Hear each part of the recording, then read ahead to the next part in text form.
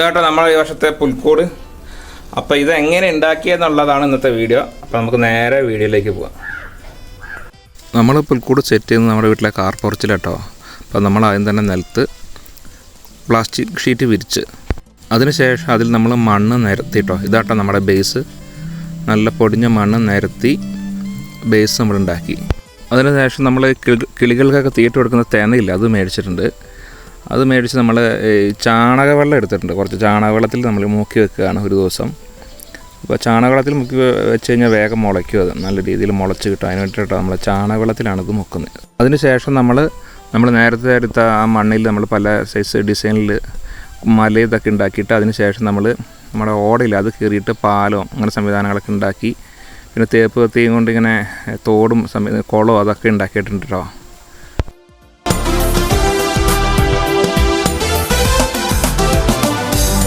അങ്ങനെ ഒരു ദിവസം മുഴുവൻ നമ്മൾ തെന വെള്ളത്തിലിട്ടിട്ടുണ്ട്. ഇനി നമുക്കിത് അരിച്ചിട്ട് മാറ്റിയിട്ട് കിഴി കെട്ടി വെക്കണം.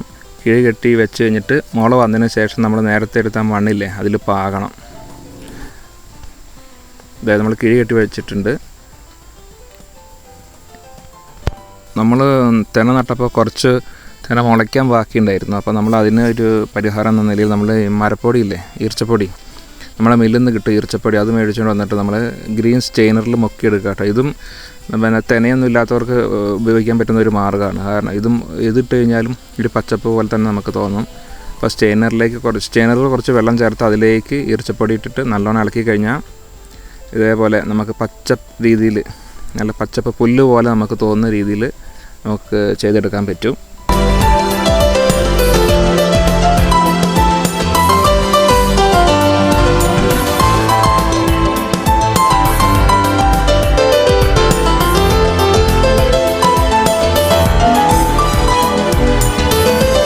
നമ്മളുണ്ടാക്കിയ പുൽക്കൂടിനെ ഡീറ്റെയിൽ ആയിട്ട് പരിചയപ്പെടുത്താം കേട്ടോ ഈ വീഡിയോയിലൂടെ.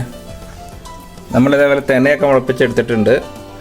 പിന്നെ നമ്മളിങ്ങനെ ഒരു ഭംഗിക്ക് വേണ്ടിയിട്ട് വേലി ഉണ്ടാക്കിയിട്ടുണ്ട് കേട്ടോ. അത് നമ്മൾ ഓട കൊണ്ടാട്ടോ ഉണ്ടാക്കിയേക്കുന്നത്.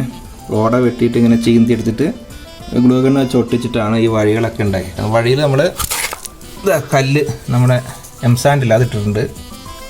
പിന്നെ കാർഡ്ബോർഡ് വെട്ടിയിട്ട് ഇങ്ങനെ മാല പോലെ ആക്കിയിട്ട് അതിൽ ബ്ലാക്ക് കളർ പെയിൻറ്റ് കൊടുത്ത്, പിന്നെ ഇതിൻ്റെ നടുക്കൂടെ ഒരു വഴി, ആ വഴിയിൽ നമ്മൾ സിമെൻറ്റ് ഇട്ടിട്ടുണ്ട്. പിന്നെ കാർഡ്ബോർഡും കൊണ്ട് അതേപോലെ തന്നെ ഒരു വീടുണ്ടാക്കിയിട്ടുണ്ട്. പിന്നെ മണ്ണ് കൊണ്ട് തന്നെ മല പോലെ സെറ്റ് ചെയ്തിട്ട് അതിലൊക്കെ നമ്മൾ തെന മുളപ്പിച്ച്, പിന്നെ നമ്മൾ ഈർച്ചപ്പൊടിയിൽ കളർ മിക്സ് ചെയ്തിട്ട് അത് ഇട്ടിട്ടുണ്ട്. പിന്നെ ഒരു കുളം, അതേപോലെ ഒരു ചെറിയൊരു മോട്ടർ വെച്ചിട്ട് നമ്മൾ വെള്ളച്ചാട്ടം സെറ്റ് ചെയ്തിട്ടുണ്ട്. അതേപോലെ ഒരു പാലം അത് സെറ്റ് ചെയ്തിട്ടുണ്ട്.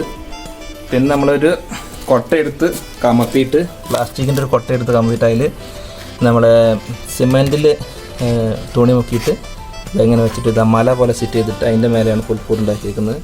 പുൽക്കൂട് ഉണ്ടാക്കിയത് ഒരു കാർഡ്ബോർഡ് വെട്ടിയിട്ട് കേട്ടോ. പിന്നെ അതിലേക്ക് കയറി വരാൻ തെർമോക്കോളും കൊണ്ട് സ്റ്റെപ്പും ഉണ്ടാക്കിയിട്ടുണ്ട്.